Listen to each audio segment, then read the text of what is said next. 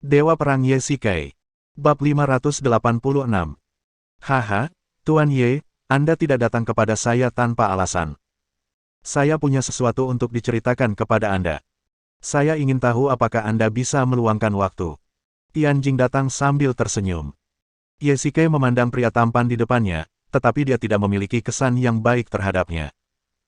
Tampaknya dia selalu menimbulkan masalah bagi Ye Shikai ketika dia muncul, kecuali pertama kali, ketika dia melawan Poseidon dan menyelamatkan Su Qingyu. Ini, sepertinya tidak. Aku harus mulai bekerja. Jika kamu terlambat, gajimu akan dipotong. Ye Shikai berkata sambil tersenyum. Presiden adalah istrinya, dan kata-katanya jelas dimaksudkan untuk menggoda Tianjing, tetapi dia hanya bisa setuju dan tersenyum. Itu salahnya karena meminta bantuan Ye Shikai. Kalau begitu, mari kita bicarakan di sini. Jangan khawatir, tidak akan memakan banyak waktu. Tianjing tidak mau menyerah dan menunjuk ke sofa di aula. Ye Shikai ragu sejenak lalu mengangguk setuju. Tianjing, katakan saja apa yang ingin kau katakan. Ye Shikai sedang asyik minum kopi, tidak terlihat sedang terburu-buru berangkat kerja. Dia sudah menebak tujuan kunjungan Tianjing. Wang Kai kembali ke kuil Dewa Perang, dan operasi penangkapan Biro Keamanan Nasional gagal. Tianjing pasti akan menemukan Ye Shikai. Kalau begitu, Tianjing mungkin belum mengetahui identitas Ye Shikai sebagai Pluto. Tindakan saya menemui kendala, dan saya mohon kepada Tuan Ye untuk membantu saya. Tianjing melanjutkan, setelah masalah ini selesai, saya punya sesuatu di sini, saya yakin Tuan Ye akan menyukainya. Ini. Baiklah, jika kamu datang kepadaku beberapa hari yang lalu, aku akan membantumu, tapi... Ye Shikai ragu-ragu, menunjukkan ekspresi malu. Tuan Ye, jika Anda mengalami kesulitan, Anda dapat berbicara. Saya sekarang sudah resmi kembali ke militer, dan ini tanda pengenal saya. Ye Shikai mengeluarkan tanda pengenal hitam dari sakunya. Ada seekor naga emas di atasnya. Ini adalah ide khusus untuk pasukan khusus Longya. Pengajar. Wajah Tianjing berubah dan dia terkejut dengan sertifikat itu. Benar sekali. Sekarang aku adalah instruktur pasukan khusus. Kita sekarang berada di dua departemen yang berbeda. Aku khawatir tidak mudah bagiku untuk membantumu secara langsung. Ye Shikai berkata dengan malu. Baru beberapa hari yang lalu, dia berbicara lama dengan Su Qingyu. Di bawah, serangan, bola-balik Su Ziqing dan Su Pengzhan, Su Qingyu juga memikirkannya dan menyatakan kesediaannya untuk tidak ikut campur dalam keputusan Ye Shikai. Agar dia tidak menyesal lagi, Ye Shikai segera memberitahukan berita itu pada Yan Quan. Ini. Kalau begitu, aku akan meminta persetujuan direktur saat aku kembali. Aku harap Tuan Ye akan membantuku. Itu sudah pasti. Sudah menjadi kewajiban seorang prajurit untuk mematuhi perintah. Selama masih ada perintah, saya akan berusaha sebaik mungkin. Ye Shikai mendesah dalam hatinya. Urusan sehari-hari Biro Keamanan Nasional sebenarnya agak mirip dengan urusan kepolisian. Mereka memastikan keamanan Tiongkok dan menjaga ketertiban umum Yanjing. Bedanya, para pelaku kriminal yang ditangkap polisi semuanya adalah masyarakat biasa, sedangkan yang menjadi target operasi Badan Keamanan Nasional semuanya adalah praktisi. Oleh karena itu, apapun tingkat kesulitannya dan sifatnya, Biro Keamanan Nasional termasuk pada level tertinggi. Pasukan khusus Longya berbeda dari Biro Keamanan Nasional. Mereka adalah pedang tajam tentara. Meskipun mereka juga terlibat dalam beberapa acara domestik besar, fokus mereka masih pada negara-negara asing. Ye Shikai adalah instruktur pasukan khusus. Seperti namanya, dia bertanggung jawab untuk melatih pasukan khusus. Oleh karena itu, dia yakin bahwa Yan Quan tidak akan menyetujui permintaan Biro Keamanan Nasional dengan mudah. Kalau begitu, saya permisi dulu. Tunggu sebentar. Sebelum Tianjing bisa berdiri, Ye Shikai tiba-tiba menghentikannya. Tuan Ye, apakah ada hal lain yang ingin Anda katakan? Aku akan segera menikah, jadi ajaklah para pengikut kecilmu. Ye Shikai mengeluarkan 4 undangan dari tas kerjanya dan menyerahkannya kepada Tianjing. Dia merujuk pada 4 orang dari tim pasukan khusus Sending. Saya akan menyampaikan undangan Direktur Jin lain kali. Ye Shikai berkata sambil tersenyum tipis. Qingyu, apa yang sedang kamu lakukan? Begitu Ye Shikai masuk ke kantor presiden, dia melihat Su Qingyu menenggelamkan kepalanya di meja, sibuk memainkan sesuatu. Jangan melihat. Su Qingyu tiba-tiba berbaring di atas meja, menekan barang-barang di depannya di bawah tubuhnya, karena takut Ye Shikai akan melihatnya. Apa ini? Misterius sekali. Ye Shikai bertanya dengan rasa ingin tahu. Tidak apa-apa, jangan banyak bertanya saja. Su Qingyu segera meletakkan barang-barang itu ke dalam laci bawah dan menguncinya. Kemana kamu pergi tadi malam? Kemarin aku reuni dengan teman-teman SM aku. Aku minum terlalu banyak dan tidur di hotel, Ye Shikai menjelaskan. Begitukah? Lalu mengapa kau datang menemuiku? Saya ingin meminta cuti dari Anda. Saya akan pergi ke Eropa. Ye Shikai berkata dengan ringan. Eropa. Su Qingyu tiba-tiba teringat sesuatu, lalu perlahan berdiri dan berkata dengan tenang, cari Nona Ji, dan pastikan untuk berbicara baik-baik dengannya. Aku khawatir dia akan terlalu banyak berpikir. Saya mengerti. Jangan khawatir. Ye Shikai mengangguk sedikit dan mengeluarkan sebuah kotak kecil dari sakunya. Apa ini? Su Qingyu bertanya dengan rasa ingin tahu. Ye Shikai tetap diam, tersenyum misterius, lalu perlahan membuka kotak itu. Sebuah cincin berlian berkilauan tergeletak tenang di dalamnya. Ini. Su Qingyu dengan gembira menutup mulutnya dengan kedua tangannya. Meskipun mereka telah menikah beberapa lama, momen ini masih membuat Su Qingyu bersemangat bagaikan gadis berusia 18 tahun. Ye Shikai sedang melamar. Istriku, kamu tampak sangat gembira. Kita sudah menjadi pasangan suami istri yang sudah tua. Ye Shikai tersenyum sedikit. Inilah efek yang diinginkannya. Kau menyebalkan sekali. Kau hanya tahu cara mengatakan hal-hal yang baik. Su Qing berkata dengan malu-malu. Ye Shikai terbatuk 2 kali, merapikan jasnya, dan di bawah tatapan Su Qingyu, dia perlahan berlutut dengan satu kaki dan dengan lembut mengangkat cincin berlian di tangannya. Qingyu, menikahlah denganku, oke? Ye Shikai berkata dengan penuh kasih sayang. Ini adalah usulan yang terlambat. Tiba-tiba, gambaran pengalamannya bersama Su Qingyu muncul di pikirannya. Wanita yang dengan dingin melemparkan uang 10 juta kepadanya dan memintanya menceraikannya dalam sebulan. Wanita yang cemburu pada Luo Shiki dan diam-diam bersaing dengannya di pelelangan. Wanita yang mengabaikan semua bahaya dan melakukan perjalanan ribuan mil ke Gunung Suci untuk menemukan suaminya. Wanita yang kini berdiri di hadapannya, menangis kegirangan saat suaminya melamarnya. Ya, air mata kegembiraan mengalir di mata Su Qingyu. Ye Shikai perlahan berdiri, dengan hati-hati mengeluarkan cincin berlian itu dari kotaknya, lalu dengan lembut memakaikannya pada jari giok ramping Su Qingyu. Ye Shikai tersenyum lega. Pernikahan merupakan peristiwa besar dalam hidup seorang wanita, begitu pula baginya. Mereka telah memperoleh surat nikah sebelumnya, dan yang mereka butuhkan hanyalah pernikahan untuk menjadi suami istri yang sebenarnya. Ngomong-ngomong soal itu, Su Qingyu tidak sebegitu syoknya. Dia tidak memaksa Ye Shikai melamarnya di depan orang yang lewat, tetapi mungkin karena dia berkulit tipis. Su Qingyu adalah Dewi Dingin Yanjing, namun itu lebih merupakan warna pelindung baginya. Sekarang setelah mereka berdua mengalami begitu banyak hal, perasaan mereka secara alami datang dengan sendirinya. Bab 587. Keduanya berpelukan dan berciuman yang menjadi bukti cinta mereka. Ye Shikai mendesah diam-diam. Untungnya, dia mengunci pintu ketika dia datang. Jika tidak, jika ada orang yang mengganggunya. Ketuk, ketuk, ketuk. Tiba-tiba, terdengar ketukan di pintu kantor. Keduanya segera berpisah.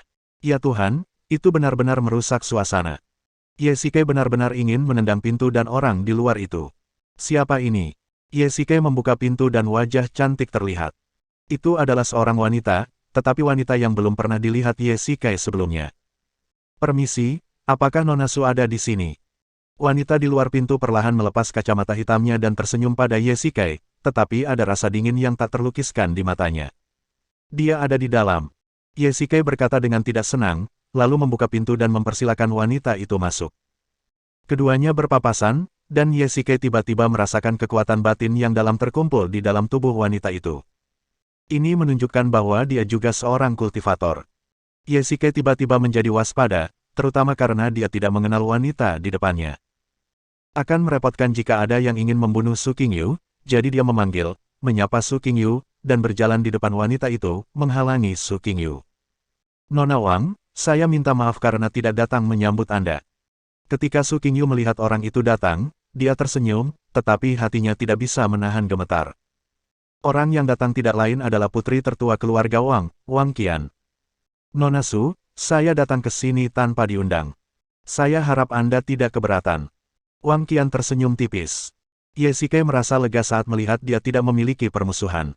Kamu keluar dulu, ada yang harus aku bicarakan. Su Qingyu berkata kepada Ye Shikai, tangannya saling mendorong tanpa sadar. Ada sedikit rasa bersalah dalam nada bicaranya, yang membuat Ye Shikai semakin penasaran. Mengapa dia merasa takut terhadap wanita di depannya? Baiklah kalau begitu, telepon aku jika ada hal lainnya. Ye Shikai berjalan menuju pintu, perlahan menatap wanita itu. Keduanya kebetulan saling memandang, dan Ye Shikai samar-samar melihat senyuman di sudut mulut wanita itu. Bahasa Indonesia. Wanita yang aneh. Ye Shikai duduk di mejanya, menatap komputer dalam diam. Yang paling penting adalah, apa arti ekspresi ketakutan Su Qingyu? Apa yang sedang kamu pikirkan? Pada saat ini, sebuah suara manis terdengar di telinganya. Ye Shikai berbalik dan melihat An Lan menatapnya sambil tersenyum di wajahnya. Kakak Lan, itu kamu. Ye Shikai terkejut dan membawakan kursi untuk An Lan. Melihatmu seperti ini, aku bertanya-tanya apakah kamu sedang memikirkan sesuatu yang buruk atau merasa bersalah. An Lan tersenyum licik dan duduk di kursi. Kakak Lan, seorang wanita baru saja pergi mencari Qingyu. Apakah kamu tahu siapa dia? Melihat ini, Ye Shikai segera mengungkapkan keraguannya. Ini, aku tidak mengenalnya. Jawaban An Lan mengejutkan Ye Shikai. Dia adalah tangan kanan Su Qingyu dalam kelompok itu. Mustahil baginya untuk tidak mengenalnya. Ye Shikai menatap An Lan. Matanya berkedip. Dia jelas-jelas berbohong, tetapi mengapa dia berbohong? Apakah begitu sulit untuk mengungkapkan identitas seorang wanita? Begitukah? Kalau begitu lupakan saja. Ye Shikai tidak mengajukan pertanyaan lebih lanjut. Tugasmu adalah membuat persiapan yang baik untuk pernikahan dan jangan mengecewakan Qingyu. An Lan mengganti pokok bahasan. Dalam beberapa hari terakhir, berita pernikahan Su Qingyu dan Ye Shikai telah menyebar ke seluruh komunitas bisnis Yanjing. An Lan tentu saja tahu tentang hal itu. Kakak Lan, kau. Pada titik ini, Ye Shikai menghela napas dalam-dalam. Topik yang diangkat An Lan mungkin adalah hal terakhir yang ingin mereka bicarakan. Sejak An Lan mengetahui hubungannya dengan Su Qingyu, dia telah mengubur cintanya yang tak terbatas di dalam hatinya. Selain pekerjaan, dia jarang muncul di layar yang sama dengan Ye Shikai dan Su Qingyu. Dia khawatir hal itu akan menimbulkan masalah di antara mereka berdua. Ada apa? Kamu akan segera menikah, mengapa kamu masih terlihat murung, pengantin pria?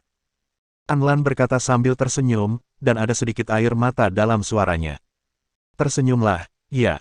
Setidaknya itu membuatku merasa bahwa penarikanku benar. An Lan melanjutkan, dan Ye Shikai memaksakan senyum muram. Berbahagialah. Aku mendoakan kebahagiaanmu dan Qingyu. An Lan menutupi wajahnya dengan tangannya. Dia tidak ingin Ye Shikai melihat air mata yang hendak keluar dari matanya. Kakak Lan, aku ke kamar mandi dulu. Ye Shikai berkata dengan tenang, menepuk bahunya dengan lembut, dan meninggalkan perusahaan, meninggalkan An Lan yang sudah menangis. 1 hari kemudian, Ye Shikai melihat kalender. Hanya ada waktu setengah bulan tersisa sebelum dia dan Su Qingyu akan bersama. Dia sedikit bersemangat memikirkan hal itu. Namun, sebelum itu, dia punya sesuatu yang penting untuk dilakukan. Melihat landasan pacu bandara di luar, suasana hati Ye Shikai tiba-tiba menjadi berat. Dia ingin memutar musik untuk bersantai, tetapi setelah mendengarkannya beberapa menit, dia melepas headphone-nya lagi. Dia benar-benar tidak ingin mendengarkan. Ini adalah penerbangan paling awal dari Bandara Yanjing ke Bandara Kerajaan Eropa hari ini. Ye Shikai hanya memiliki satu tujuan untuk perjalanan ini, yaitu untuk Jiqian. Hei, Tuan Ye, kamu lagi. Begitu Ye Shikai duduk, dia mendengar suara seorang wanita. Dia berbalik dan melihat bahwa orang itu adalah Tang Yun. Kebetulan sekali. Aku hampir lupa kalau kamu adalah awak pesawat ini. Ye Shikai menepuk kepalanya dan tiba-tiba menyadari, lagi pula, kita semua adalah teman. Bisakah kamu mengganti alamatmu? Aku merasa tidak nyaman saat kamu memanggilku Tuan Ye. Haha, itu kebiasaan profesional. Tang Yun memegang sebotol anggur merah dan piala, dengan hati-hati menuangkannya ke gelas, dan menyerahkannya kepada Ye Shikai. Terima kasih. Ye Shikai menyesapnya perlahan, anggurnya manis dan harum. Berdasarkan pengalaman profesionalnya, anggur ini bernilai puluhan ribu anggur terkenal. Anggur jenis apa ini? Rasanya enak sekali. Saya tidak tahu, seharusnya tidak mahal. Tang Yun tersenyum tipis, tetapi tangannya gemetar hebat. Oh, kalau begitu aku akan menuangkannya sendiri. Ye Shikai mengambil anggur merah, menuangkan segelas lagi, dan mulai meminumnya sendirian. Bangun, kita hampir sampai. Hati Ye Shikai tiba-tiba terasa sakit dan dia tiba-tiba membuka matanya. Tang Yun berbisik di sampingnya. Oh, Aku tertidur. Sayang sekali, aku tidak tidur nyenyak tadi malam. Yesike tersenyum canggung dan segera berdiri. Tidak apa-apa, tidak apa-apa, hanya saja kita sudah mendarat, biar aku bantu menaruh barang bawaanmu. Tidak perlu. Aku kesini untuk bertemu teman dan aku tidak membawa barang bawaan apapun. Yesike menggelengkan kepalanya sedikit, lalu segera berkemas dan turun dari pesawat. Dia telah memberitahu Jikian sebelumnya tentang perjalanannya ke Eropa. Jika tidak terjadi apa-apa, seharusnya ada seseorang yang menunggu untuk menjemputnya di luar. Selena, kenapa kamu kesini untuk menjemputku di bandara? Yesike memandang kerumunan dan sekilas melihat seorang wanita cakap berjaket kulit. Itu adalah orang kepercayaan Jikian, Selena. Dewa Bulan sedang beristirahat di istana, jadi dia tidak datang untuk menyambut kita secara langsung. Bab 588. Jalanan Eropa dipenuhi dengan suasana romantis. Ini adalah tempat yang dirindukan oleh banyak sekali kekasih. Penerbangan Yesike kembali ke Yanjing tinggal 3 hari lagi, dan Jikian akan kembali bersamanya untuk menghadiri pernikahannya. Entah mengapa, setelah mereka berdua membicarakannya, mereka menjadi lebih akrab secara alami, berpegangan tangan dengan bebas di jalan, seolah tanpa keraguan apapun. Kamu harus menjelaskan hal ini kepada kakakmu ketika saatnya tiba. Keduanya duduk di kedai kopi, menikmati sore yang tenang. Xiao Yu, ada apa dengan dia? Ekspresi Jikian sedikit berubah, dan dia hampir menumpahkan kopi di cangkir. Dia hampir membunuhku. Yesike menceritakan seluruh kisah terakhir kali dia diancam oleh gadis kecil di restoran. Jikian awalnya tertegun, lalu tiba-tiba tertawa terbahak-bahak. Beberapa orang bule yang ada di situ memandang dengan rasa ingin tahu ke arah kecantikan wanita timur yang rupawan itu, lalu tersenyum, begitu cantiknya hingga dapat memikat seisi negeri. Wajah Yesike penuh dengan garis-garis hitam. Ini adalah ejekan yang nyata. Bagaimana bisa begitu menyenangkan untuk ditonton? Dia benar-benar terkejut oleh sesuatu yang belum pernah dilihatnya sebelumnya. Tiba-tiba, suara tawa yang keras bagaikan lonceng perak pecah di kedai kopi yang awalnya sunyi, dan semua orang mau tidak mau menoleh. Nyonya, Tuan, ini tempat umum, harap diam. Seorang pelayan datang dan berkata kepada keduanya dengan hormat. Yesike meminta maaf dengan terampil dalam bahasa Prancis. Aku tidak menyangka kau akan jatuh ke tangan Xiao Yu. Jikian berkata sambil tersenyum. Benar-benar tidak tahu terima kasih. Saat dia diculik, akulah yang menyelamatkannya dari ruang bawah tanah. Yesike memutar matanya. Setan kecil ini nakal sekali, sama seperti Suzy King. Tapi dia cukup pintar. Benar sekali, lihat siapakah saudara perempuannya. Jikian berkata sambil tersenyum bangga. Apakah kamu mencoba mengatakan bahwa kamu mempunyai banyak ide cerdas seperti dia? Yesike berkata dengan bercanda. Juga, saya mendengar bahwa Anda baru saja menjadi instruktur militer. Jikian mengganti topik pembicaraan dan berkata dengan ringan. Baiklah, King Yu dan aku sudah membicarakannya. Lagi pula, aku tidak punya urusan di Yanjing. Aku tidak bisa terus-terusan menjadi pekerja kerah putih. Yesike tersenyum canggung. Ini benar sekali. Dia adalah Raja Neraka. Bagaimana dia bisa merendahkan diri menjadi pekerja kerah putih? Su Qingyu telah berpikir untuk membiarkannya menjadi seorang pengusaha. Dengan sumber daya keuangan Istana Hades, dia pasti mampu membuat perbedaan di Yanjing. Namun, Yesike sebenarnya tidak tertarik dengan bisnis. Lagi pula, Su Qingyu sudah menjadi pengusaha, jadi tidak perlu ada orang lain di keluarga. Sebaliknya, menjadi instruktur di ketentaraan bukan hanya pekerjaan lamanya, tetapi juga dengan identitas militer, ia tidak akan mengalami banyak kesulitan di masa depan. Apa? Kamu tidak setuju? Yesike berkata lemah saat melihat wajah serius Jikian. Oh, tidak apa-apa, lain kali harap lebih berhati-hati. Ngomong-ngomong, ada taman hiburan besar di dekat sini. Ayo kita lihat. Yesike menunjuk ke sebuah bangunan di kejauhan. Kompleks gedung hiburan besar itu tampak seperti kastil. Faktanya, taman hiburan ini didasarkan pada animasi dongeng dan karenanya sangat hangat dan nyaman. Baiklah, kudengar ulasannya cukup bagus. Jikian tersenyum tipis. Tuan, Nyonya, apakah kalian bepergian bersama? Penjual tiket bertanya dengan hormat di depan taman hiburan. Ya, kami bersama. Yesike mengangguk dengan sopan. Maaf, apakah kalian berdua pasangan? Kalau begitu, kalian bisa membeli paket pasangan, yang tidak hanya menawarkan diskon tetapi juga berbagai layanan. Petugas tiket tersenyum pada keduanya. Dahi. Ya, kami adalah sepasang kekasih. Jikian ragu-ragu dan tidak tahu bagaimana menjawabnya. Sebaliknya, Ye-Shikai berbicara terus terang, yang mana hal itu berada di luar dugaan Jikian. Jangan lupa, aku pacarmu sekarang. Ye-Shikai mengangkat sudut mulutnya sedikit, dan memegang tangan kecil Jikian dengan sangat sopan. Saya berharap kalian berdua akan saling mencintai selamanya. Penjual tiket menyerahkan tiket dengan kedua tangan. Orang barat suka mengirimkan berkat, tetapi kalimat ini tampaknya sangat ironis. Mereka berdua menjadi sepasang kekasih hanya selama 3 hari, sesingkat umur seekor lalat capung. Inilah kebahagiaan sebelum perpisahan. Aku sudah lama tidak pergi ke taman hiburan.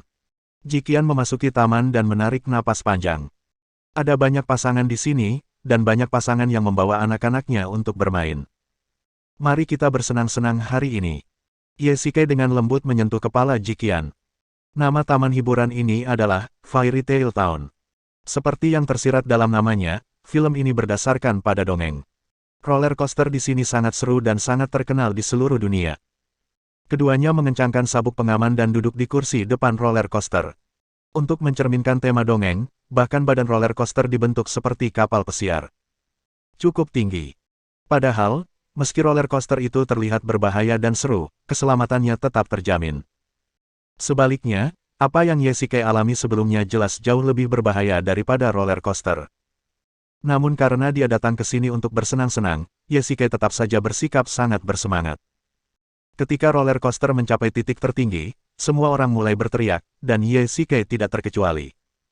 Meski dia tidak merasakan sensasi apapun, dia tetap tampak bersenang-senang dengan serius. Setelah turun dari roller coaster, Ye-Shikai tiba-tiba merasa pusing karena alasan yang tidak diketahui. Jikian sedikit cemas, khawatir itu adalah masalah dengan kepribadian keduanya.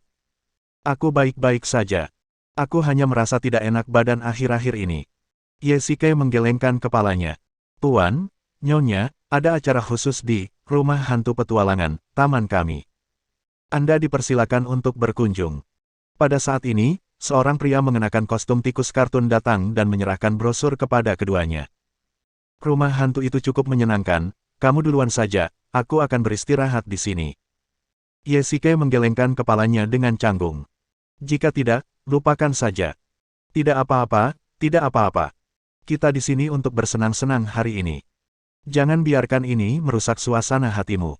Ye-Shikai melanjutkan. Jikian tidak bisa membujuknya dan akhirnya setuju. Ye-Shikai melihat brosur itu. Rumah hantu ini dikatakan sebagai yang terbesar di Eropa. Dulunya tempat ini merupakan rumah sakit terbengkalai dan bangunan perumahan terbengkalai. Namun, Ye-Shikai tidak tertarik dengan ini. Musuh yang membawa senjata di medan perang jauh lebih berbahaya daripada badut menakutkan di taman hiburan. Pada saat ini, sebuah balon melayang di depannya. Ye-Shikai tanpa sadar mengulurkan tangan dan meraih tali tipis yang diikatkan ke balon. Lalu, seorang badut berlari mendekat dengan cepat, dengan riasan tebal di wajahnya. Dia adalah tipe badut menakutkan di film-film. Balon itu milikmu, kan? Hati-hati dan jangan terbang ke sana kemari. Ye-Shikai menyerahkan balon itu dengan sopan. Sudut mulut badut itu sedikit terangkat, dan sudut mulutnya yang merah panjang membentuk lengkungan aneh, yang terlihat sangat menyeramkan. Badut itu tidak mengulurkan tangan untuk mengambil balon, melainkan perlahan-lahan meraih ke belakangnya. Adegan berikutnya membuat hati Ye-Shikai bergetar. Di tangan badut itu sebenarnya ada senapan mesin ringan berwarna hitam. Bab 589. Mungkin karena adegan badut yang menyeramkan dalam film, atau mungkin juga karena kostum badut yang lucu namun menyeramkan, banyak orang yang memiliki fobia terhadap badut di alam bawah sadarnya. Misalnya, Johnny Depp pernah berkata, karena senyum yang terlukis di wajah para badut, saya tidak tahu apakah mereka senang atau hendak menggigit wajah saya. Bayangkan terbangun tengah malam dan melihat riasan badut yang menakutkan, pipi pucat, bibir merah cerah, memanjang hingga ke sudut mulut, tersenyum kepada Anda. Dan badut di depannya persis seperti penjahat dalam film, memegang senapan mesin ringan Uzi hitam dan mengarahkannya ke tubuh Ye-Shikai. Mungkinkah dia melakukan perjalanan melintasi waktu dari film tersebut?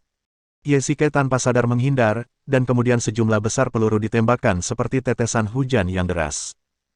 Di tempat ramai seperti taman hiburan, senapan mesin ringan Uzi seperti senjata mematikan. Dentuman, dentum, dentum. Ye-Shikai adalah seorang kultivator dan sangat cepat. Dia menghindari peluru dalam sekejap, yang sebagian besar mengenai pohon di belakangnya. Sayangnya, beberapa orang terluka oleh peluru nyasar. Yesike bergegas maju dan langsung berada di belakang badut itu. Beruntung bagi Yesike, meskipun badut itu gila, dia bukanlah seorang kultivator. Hanya dengan satu gerakan bergulat, Yesike mencengkeram pergelangan tangannya erat-erat dan memutarnya kuat-kuat, langsung mematahkan telapak tangannya. Senapan mesin ringan itu jatuh ke tanah. Badut itu menjerit kesakitan, tetapi Yesike tidak menunjukkan belas kasihan dan langsung menghancurkan cakar iblis miliknya. "Siapa kamu?" Yesike berteriak keras. "Hahaha, pembersihan akan segera dimulai." Badut itu akhirnya berbicara, tetapi tawanya menyeramkan. Yesike ingin menamparnya sampai mati. Pada saat ini, badut itu mengeluarkan pistol di tangannya yang lain, mengarahkannya ke dada Yesike, menarik pelatuknya, dan menghindar ke samping. Peluru menyerempet sisi tubuhnya dan mengenai balon di belakangnya. Ledakan. Suatu suara terdengar di udara. Itu suara ledakan, berbeda dengan suara balon yang tertusuk. Yesike yakin bahwa ini adalah ledakan sungguhan. Dia bahkan melihat api ketika balon itu meledak. Gas peledak. Jantung Yesike bergetar hebat. Dia telah melihat hal semacam ini di beberapa organisasi pembunuh. Sederhananya, ini adalah sejenis gas mudah terbakar terkompresi dengan kepadatan rendah, tidak berwarna, dan berbau menyengat. Itu seperti menaruhnya dalam balon. Ia dapat membuat balon mengapung seperti hidrogen, tetapi begitu meledak, gas mudah terbakar yang terkompresi akan langsung meledak. Kekuatannya tidak boleh diremehkan. Seharusnya peluru pistol itulah yang meledakkan balon. Yesike segera bereaksi dan dengan pisaunya, dia menjatuhkan Joker ke dalam koma yang dalam, dan dia tidak bangun selama sehari pun. Yesike tidak memilih untuk membunuhnya demi mengetahui situasi dan apa pembersihan besar-besaran yang disebutkannya. Saat ini, dia pasti punya kaki tangan di sini. Jika balon-balon di taman hiburan diisi dengan gas ini, maka seluruh taman hiburan itu sama saja dengan bom waktu yang sangat besar. Akibat suara tembakan dan ledakan tadi, banyak orang menyadari bahwa telah terjadi serangan teroris. Mereka segera bereaksi dan mulai melakukan evakuasi. Oh tidak, Jikian masih di rumah hantu. Yesike tiba-tiba berteriak. Jika badut ini adalah seorang teroris biasa, mengapa dia secara kebetulan menyerang Yesike, Raja Neraka, terlebih dahulu? Mungkinkah ada seseorang yang ingin menargetkan dia dan Jikian? Pikiran itu menakutkan, dan Yesike berlari menuju rumah hantu itu. Lari, lari. Sepanjang jalan, banyak orang mengungsi menuju pintu masuk taman hiburan, tetapi Yesike melakukan yang sebaliknya dan berlari menuju kedalaman taman hiburan. Dia tidak boleh membiarkan apapun mendapat masalah. Tunggu sebentar, mengapa rumah hantu itu tidak dibuka? Yesike berjalan ke pintu rumah hantu dan melihat sekelompok besar orang mengelilinginya. Dalam keputusasaan, dia mencengkeram keras seorang staf dan bertanya dengan suara keras. Entahlah kenapa, pintu rumah hantu itu tertutup rapat. Sepertinya ada kerusakan peralatan. Kata staf itu dengan gemetar, berusaha keras membuka pintu rumah hantu itu. Ledakan. Tiba-tiba, suara keras kembali terdengar di langit dan suara ledakan kembali terdengar. Mungkinkah kelompok orang ini mulai mengambil tindakan lagi? Dilihat dari ledakan tadi, gas-gas ini pasti digunakan untuk peledakan, dan kekuatannya pun tidak kalah dengan bahan peledak berkekuatan tinggi. Tolong, anak-anakku ada di dalam. Beberapa wanita menunggu di luar dengan cemas. Beberapa turis pria yang bersemangat mengambil kursi dan memukul-mukul gerbang besi. Anak-anak mereka ada di dalam, tapi sekarang gerbangnya disegel. Apakah ada staf di dalam rumah hantu itu? Yesike terus menanyai anggota staf taman hiburan. Ya, mereka adalah staf rumah hantu. Mereka biasanya bertugas menyamar sebagai hantu dan menakut-nakuti wisatawan. Brengsek. Yesike tidak dapat menahan diri untuk tidak mengumpat dan berteriak kepada orang-orang di depan pintu, minggir. Yesike memusatkan tenaga dalamnya pada tangan kanannya dan melontarkan pukulan yang menembus udara, langsung membuat lubang besar di pintu yang tertutup rapat itu. Semua orang memandang Yesike dengan mata heroik, dan tanpa banyak bicara, mereka bergegas menyelamatkan orang. Semua orang harus berhati-hati, ini serangan teroris, mungkin ada serangan terhadap orang-orang di dalam. Yesike berteriak kepada semua orang dalam bahasa Prancis, tetapi para turis yang ingin menyelamatkan orang-orang tampaknya tidak mendengarnya dan meneriakkan nama-nama anggota keluarga mereka. Jikian, kamu di mana? Melihat mereka berbalik, Yesike juga bergegas mendekat. Jikian adalah Dewi Bulan, jadi seharusnya tidak mudah baginya untuk mendapat masalah. Tetapi yang paling penting adalah rumah hantu ini terlalu besar. Itu adalah bekas rumah sakit dan bangunan perumahan yang terbengkalai. Untuk mencegah orang membobol, taman hiburan telah memblokir seluruh area rumah hantu, jadi mereka seharusnya masih berada di dalam. Raungan, raungan. Pada saat ini, raungan binatang buas terdengar dari rumah sakit yang terbengkalai, kemudian berubah menjadi tawa yang menyeramkan. Meskipun semua orang bersemangat menyelamatkan orang dan tidak terlalu peduli, suara itu tetap saja menakutkan, terutama karena semua orang tidak dapat menemukan siapapun, dan tidak ada seorang pun yang menanggapi. Mereka yang terperangkap di dalamnya seakan menguap dari muka bumi.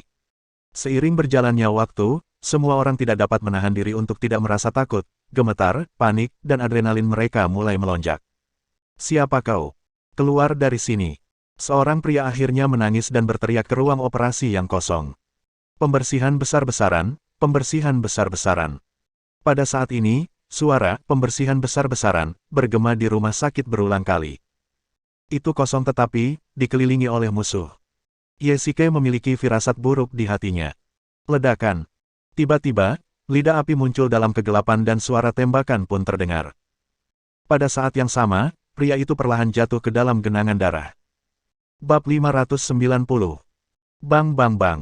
Peluru dari senapan mesin ringan itu keluar bagaikan tetesan air hujan.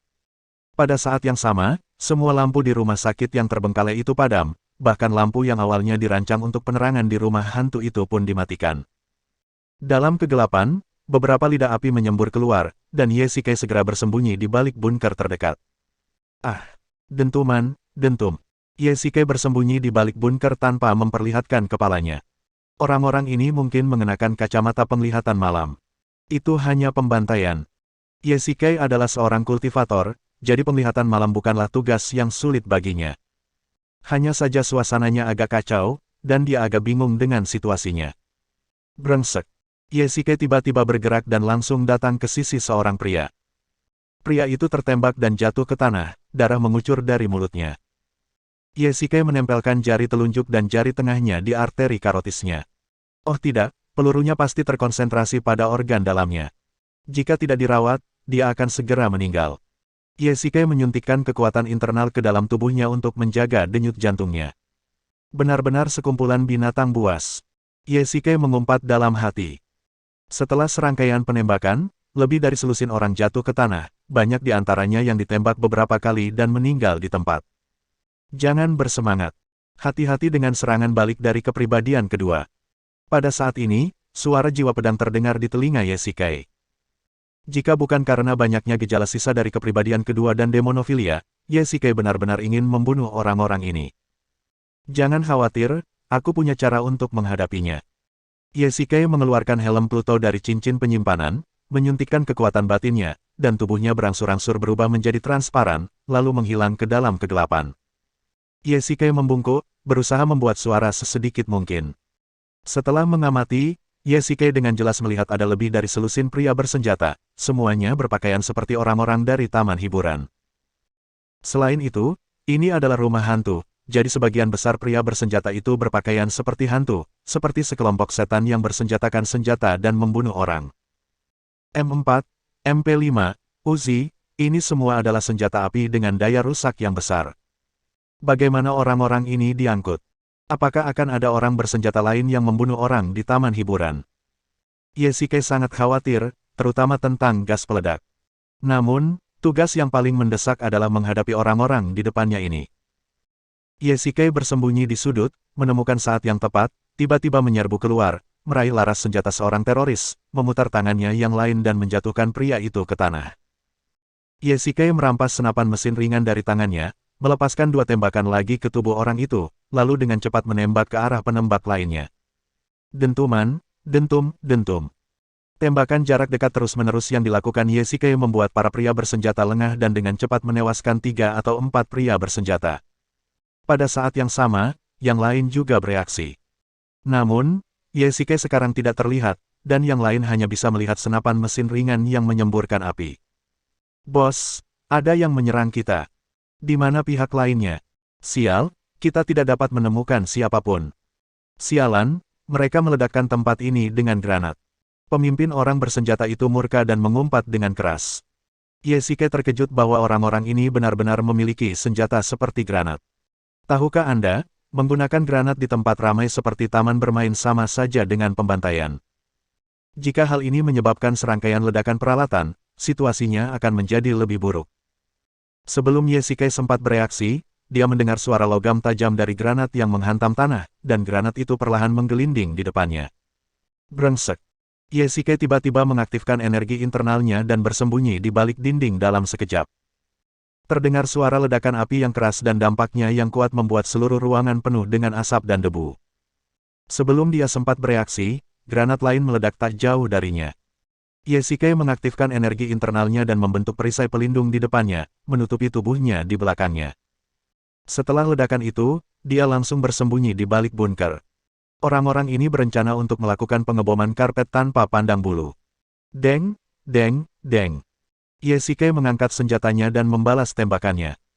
Dia segera mengosongkan satu magasin, mengambil satu lagi dari pinggangnya, mengganti magasin dengan satu tangan, dan terus menembakkan senjatanya. Dia menembaki kepala satu orang.